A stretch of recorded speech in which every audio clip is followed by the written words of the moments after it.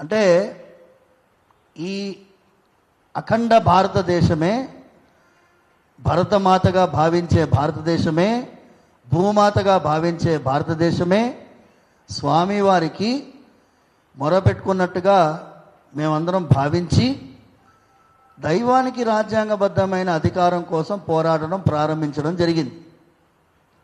చిలుకూరు నుంచి మేము 7 సంవత్సరాలుగా పోరాటం చేస్తూ ఉన్నాం. దీంట్లో 2018 సంవత్సరంలో నేను చేసిన నా జీవితమే కాదు, ఈ సమాజం అంతా గుర్తించిన, ప్రపంచవ్యాప్తంగా గుర్తించినటువంటి ఈ మునివాహన ఉత్సవము,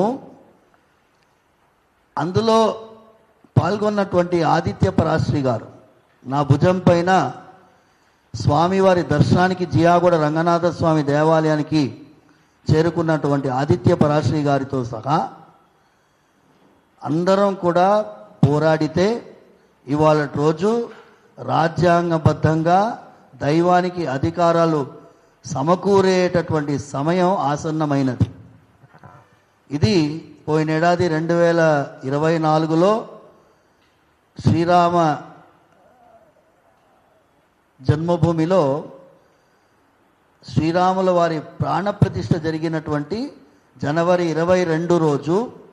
ఎందుకు ఆ 22 ముఖ్యము అంటే, ఆ రోజు స్వామివారి యొక్క ప్రాణప్రతిష్ఠ జరిగింది, రాజ్యాంగంలో పునఃప్రతిష్ఠ జరిగింది. ఇది మేమందరం నమ్ముతున్నాం. అలాంటి రామరాజ్యము, రాజ్యాంగంలో మనం 1950లో రామరాజ్యం పెట్టుకున్నాం, పార్ట్ 3 ఆఫ్ ద కాన్స్టిట్యూషన్లో. అలాంటి రామరాజ్య స్థాపన కోసం పోరాడేటటువంటి మన అందరం ఈ తిరుప్పానాళ్వార్ అంటే ఎస్సీ ఎస్టీ కమ్యూనిటీ వాళ్ళని మేము అభిమానంతో తిరుప్పానాళ్వార్ అని పిలుస్తాం. ఈ కమ్యూనిటీ, ఈ జాతి వాళ్ళు దైవానికి రాజ్యాంగబద్ధమైన అధికారాన్ని సమకూర్చడంలో మాతో కలిసి ప్రయాణం చేసినారు కొన్ని లక్షల మంది.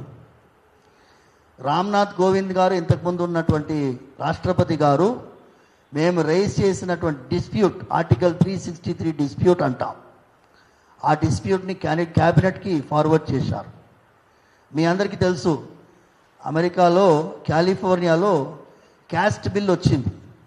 క్యాస్ట్ బిల్కి వ్యతిరేకంగా పోరాడినటువంటి మిలింద్ మక్వానా గారు, ఆయన కృతజ్ఞతాపూర్వకంగా నాకు రాశారు, తిరుప్పానాళ్వార్ కమ్యూనిటీకి చెందినటువంటి మేము చాలా రుణపడి ఉన్నాము రంగరాజన్ గారికి.